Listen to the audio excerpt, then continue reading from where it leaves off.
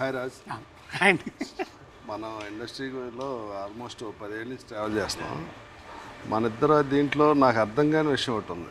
అదేంటంటే మీరు పర్సనల్గా మీరు ఎలా ఉంటారో నాకు తెలుసు, మీరేంటో నాకు తెలుసు. కానీ మీ పర్సనల్ దానికి పబ్లిక్లో మీకున్న దీనికి బయటకు వచ్చి మీ దీనికి అసలు ఏ సంబంధం ఉండదు. అలా ఎందుకు ప్రాజెక్ట్ అవుతుంది అంటారు? రీజన్ ఏంటంటారు? అంటే నాకు తెలిసి ఇప్పుడు రీసెంట్గా జరిగిన ఇన్సిడెంట్స్ కాకుండా ఇంతకుముందు ఏంటంటే స్క్రీన్లో చూసినప్పుడు ఒకలా కనబడతాం కదా. నేను ఎప్పుడు అంటే I can act but I can't pretend అని చెప్పి. సో యాక్షన్ కట్టు మధ్యలో నేను వేరు, కట్ట తర్వాత నేను వేరు. మళ్ళీ అవును, అది ఓకే. అంటే పర్సనల్ లైఫ్లో మీరు చాలా సాఫ్ట్గా ఇలా ఉంటారు కదా అందరితో. అంటే నేను మన ట్రావెల్లో ఎప్పుడు అంటే మీకున్న ఓపిక భూమికి కూడా ఉండదని నేను ఎప్పుడు అంటుంటాను. కానీ జనానికి వచ్చేటప్పటికి, మీడియాకి వచ్చేటప్పటికి మీ ప్రొజెక్షన్ టోటల్గా వేరేలా కనిపిస్తూ ఉంటుంది ఎప్పుడు. దానికి రీజన్ మీరేమనుకుంటున్నారు పర్సనల్గా?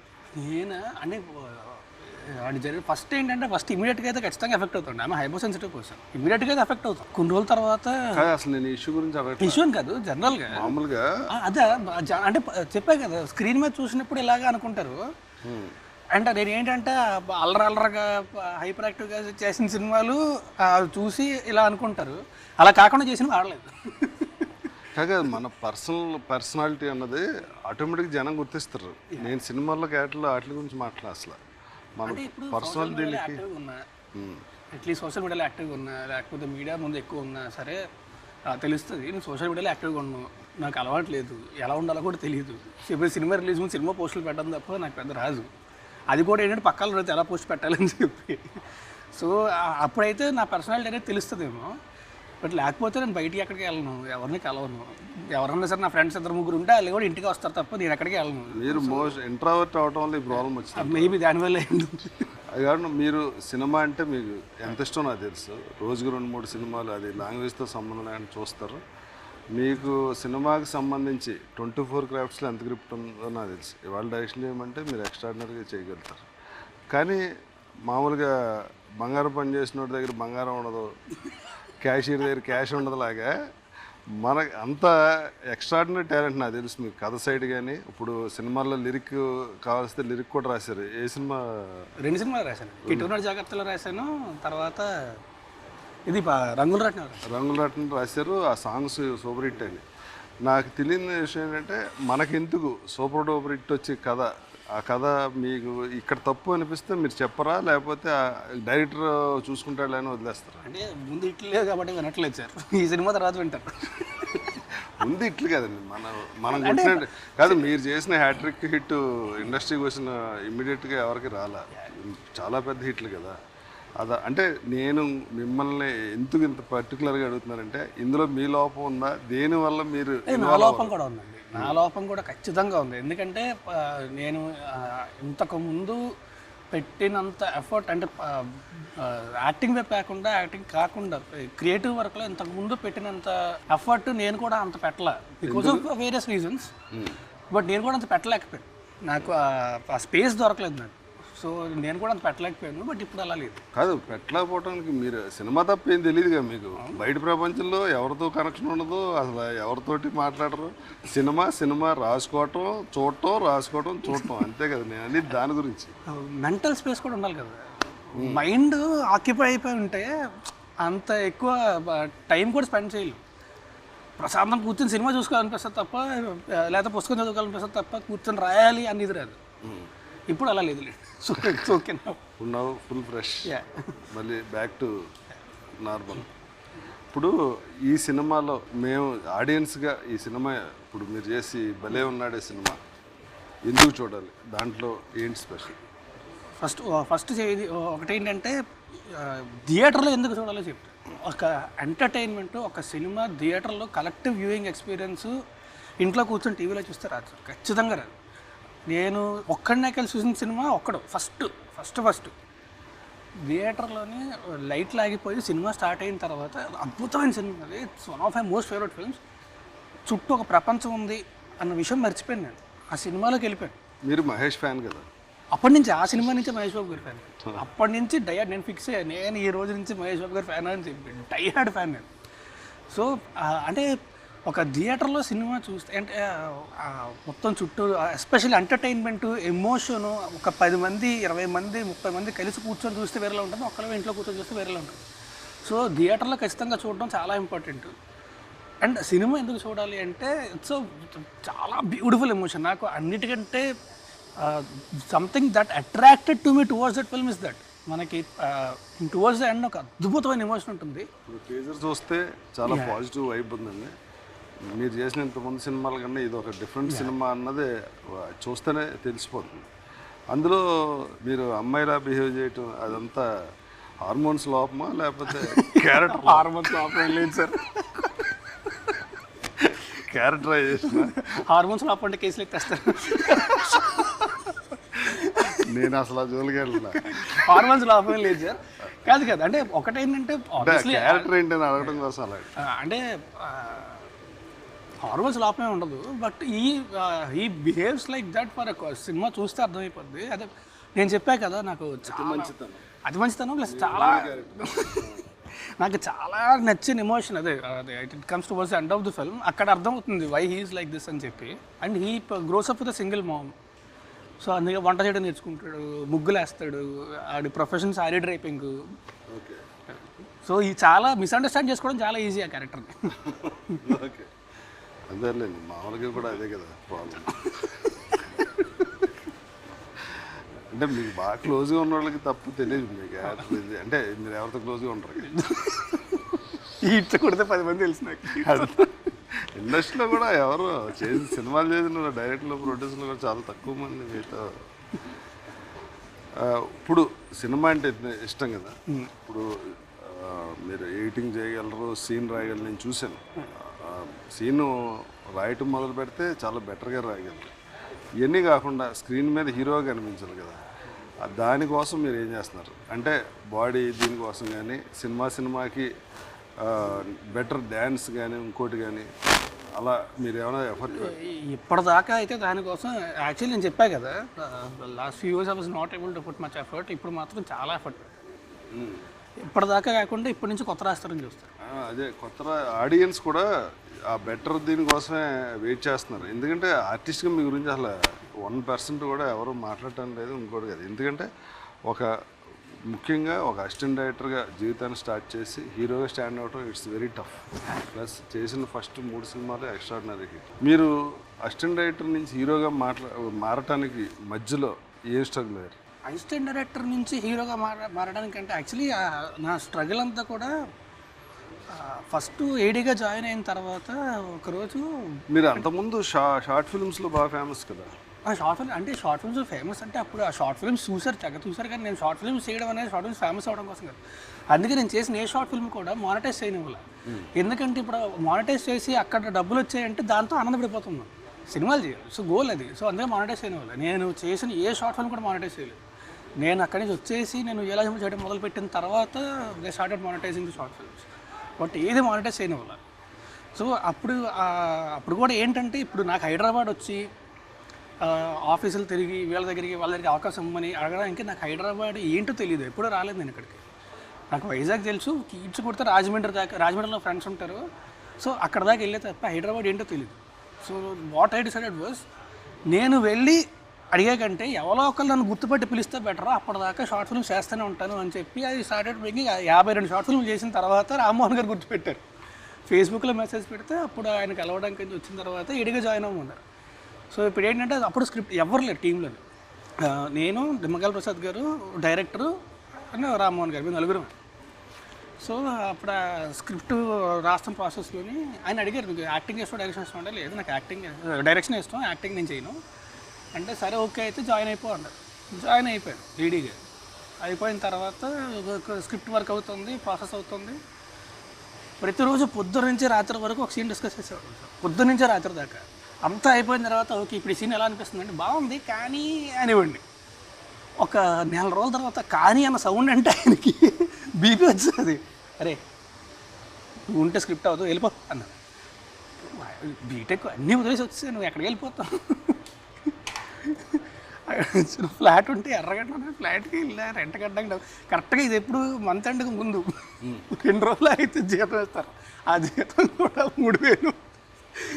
రెంట్ కట్టుకోవచ్చు, ఏది లేదు నేను చెప్పా, అది రెంట్ కట్టకు డబ్బులు లేవు అంటే అయితే వెళ్ళిపోన్నాను. నేను చెప్పాను సార్ నేను వెళ్ళిపోతాను, కాకపోతే ఒక పరుపు అంటే పరుపు కూడా కాదు, మనకి ఎర్రగడ్డలో బొంతలు దొరుకుతాయి కదా, ఒక బొంత ఒక పీసీ, పెద్ద మానిటర్ అయి ఉంటుంది కదా పీసీ ఒకటి, ఆ రెండే ఉన్నాయి, ఒక ఎలక్ట్రిక్ కుక్కర్.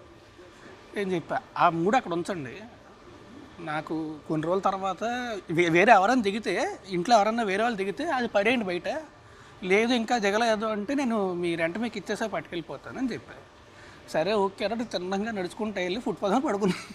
ఫుట్పాత్ మీద ఫ్లాట్ ఎదురు ఫుట్పాత్ మీద, ఫ్లాట్ ఎదురు కాదు కరెక్ట్గా, ఫ్లాట్ ఏంటంటే సందు ఎర్రగడ్డలో జేకే పాయింట్ అంటాం, లోపలికి వెళ్తే అక్కడ లోపలికి వెళ్ళి లెఫ్ట్ తిరగాలి, అక్కడ ఫ్లాట్. సో తిన్నంగా బయటకు వచ్చి పడుకున్నాను. ఇంకేం చేస్తాం, ఎక్కడ పడుకున్నా 11 రోజులు 12 రోజులు పడుకున్న తర్వాత 11 రోజులు ఆ తర్వాత ఫుడ్డే లేదు.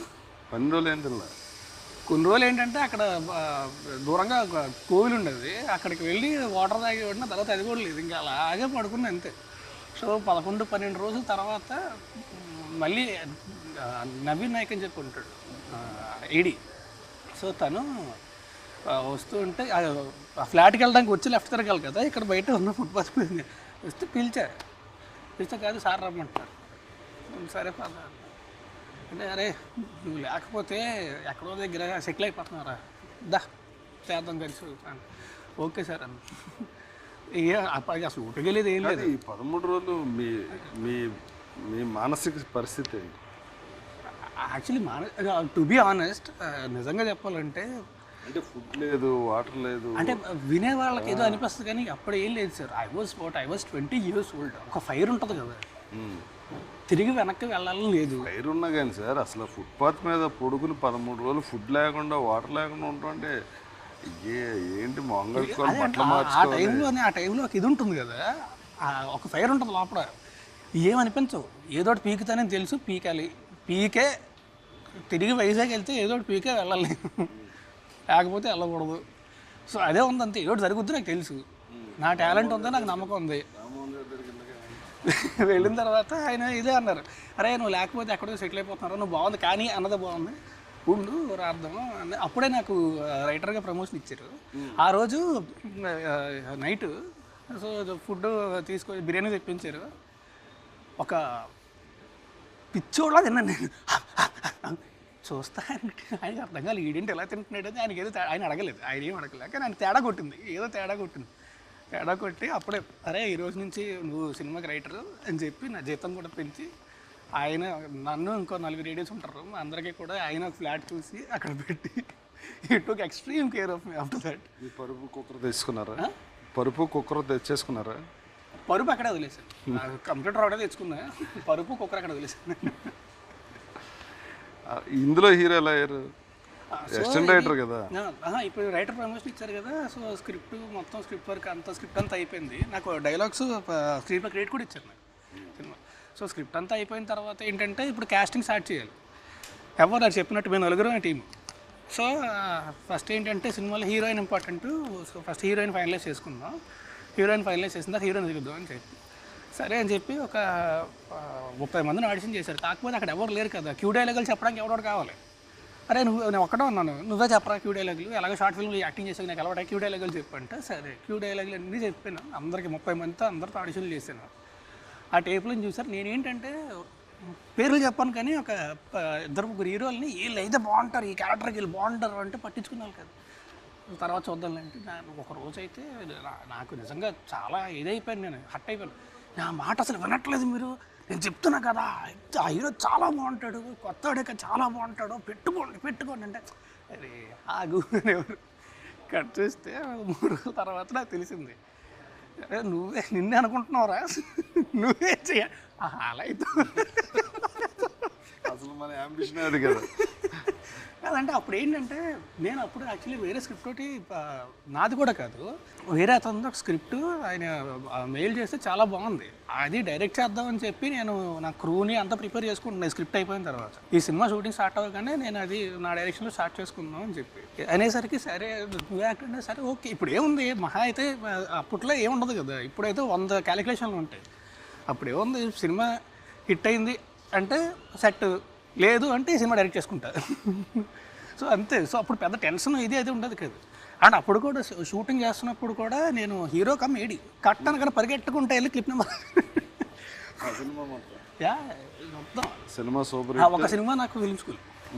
దాంతో ఇంక వెనక్కి తిరిగి చూసుకునే పరిస్థితి లేదు. ఇప్పుడు మీకు ఏదైనా ఒక ఎమోషన్ వచ్చినా దేనికి వచ్చినా ఏదైనా ఒక మాట చెప్పినా వినాలన్నా మీకు ఎవరు మాట వింటారు?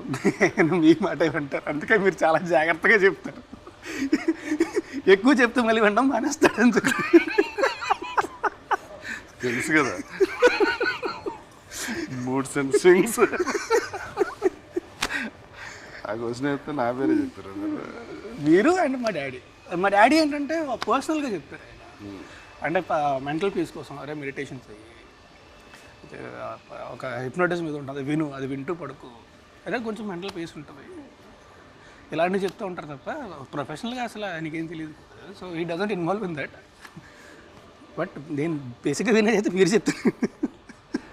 ఈ సినిమా వరకు టైటిల్ బాగుంది, భలే ఉన్నదండి. సినిమా కూడా చూడగానే భలే ఉందని అనిపిస్తుంది. ఈ సినిమాతో కమ్బ్యాక్ అంటే ఇదే ఫస్ట్ సినిమాలా అనుకుని ఫర్దర్గా మీరు హీరోగా మీ ఎఫర్ట్స్, మీరు సెలెక్ట్ చేసుకునే సబ్జెక్ట్స్ ఇవన్నీ కేర్ తీసుకుని. నేను ఒకటి మాత్రం ఖచ్చితంగా బల్ల గుర్తు చెప్తాను సార్, ఎప్పటిదాకా చూసిన రాస్తాను మీరు, ఎప్పటి నుంచి చూడబోయి రాస్తాను, ఇది మాత్రం ఖచ్చితంగా చెప్తాను. సూపర్. మరి ఈ సినిమా గురించి ఫైనల్గా డైరెక్టర్ గురించి చెప్పారు. ఈ ప్రొడక్షన్ సైడ్ సినిమా మనకు ఎలా వచ్చిందో నాకు తెలుసు, ఆడియన్స్ కోసం అడుగుతున్నాను. ఈ సినిమా ఫస్ట్ మనకి మారుతి గారి ద్వారా వచ్చింది, పాయింట్ కూడా మారుతి గారు చెప్పి డైరెక్టర్ గారితో డెవలప్ చేయించి చెప్పినప్పుడే మనం దీన్ని ఇది బాగుంది. తర్వాత అవును, డైరెక్టర్ గారు మనకి ఈ సినిమాకి ఆ డైరెక్టర్ దొరకడం అదృష్టం నిజంగా చాలా. నేను తర్వాత మారుతి గారు పాయింట్ చెప్పేసిన తర్వాత జహీరాబాద్లో షూట్ అవుతున్నప్పుడు నాకు చెప్పారు, అలాగే వ్యవసాయం అబ్బాయి వస్తాడు కథ చెప్తాడు అని చెప్పిన తర్వాత వెంటనే మారుతి గారు ఫోన్ చేసి చెప్పాను, ఈయన డైరెక్టర్ అయితే మాత్రం డూయింగ్ దిస్. ఎందుకంటే ఇలాంటి కథ ఒక లైన్ దాటడం అనేది చాలా ఈజీగా తెలియకుండా దాటేస్తాం, కానీ ఆయనకున్న సెన్సిబిలిటీస్, ఆయనకున్న సంస్కారం అలా దాటనివ్వదు. సో ప్రాపర్గా ఫ్యామిలీ అంతా కలిసి చూసేలాగే చేశారు. నేను కూడా సాయితో ట్రావెల్ చేశాను, ఐ వెరీ కాన్ఫిడెంట్ సాయితో. మనం ఈ సక్సెస్ని ఇలాగే కంటిన్యూ చేయాలి. ఫర్దర్గా రాబోయే సినిమాలు ఏం చేస్తారు? మీరు నన్ను అడుగుతున్నారు జనం కోసం. నాకంటే మీకు ఎక్కువ తెలుసు. కూర్మనాయక్ అని ఒక సినిమా షూటింగ్ అవుతుంది, అది రిలీజ్ నెక్స్ట్ ఇయర్ ఉంటుంది. ఇంకొకటి ఒక క్రైమ్ కామెడీ అవుతుంది. సో ఇంకొక సిరీస్ కూడా చేస్తున్నా. అంతేనే ఏమైనా మర్చిపోయింది? అదే ఏం మర్చిపోలేదు, అదే అయితే కూర్మనాయక్కి మన అది ఉంది కదా, ఇది అంటే అనౌన్స్ చేస్తారు కదా అని చెప్పి పేరు ఇంకా అనౌన్స్ చేయకుండా. ఓకే, కూర్మనాయక్కి మళ్ళీ చాలా మంచి సినిమా అవుతుంది. వరలక్ష్మి శరత్ కుమార్ గారు కాంబినేషన్, ఆర్టిస్టులు కూడా మంచి ప్యాడింగ్, అండ్ చాలా డిఫరెంట్ కదా, డిఫరెంట్ కదా, సోషల్ ఫ్యాండ్స్. అలాగే ఆహాకి మనం చేసేది కూడా ఈ సక్సెస్ని ఇలా కంటిన్యూ చేయాలని మీకు, డైరెక్టర్ గారికి, ప్రొడ్యూసర్ గారికి అందరికీ all the best. Thank you sir, thank you very much.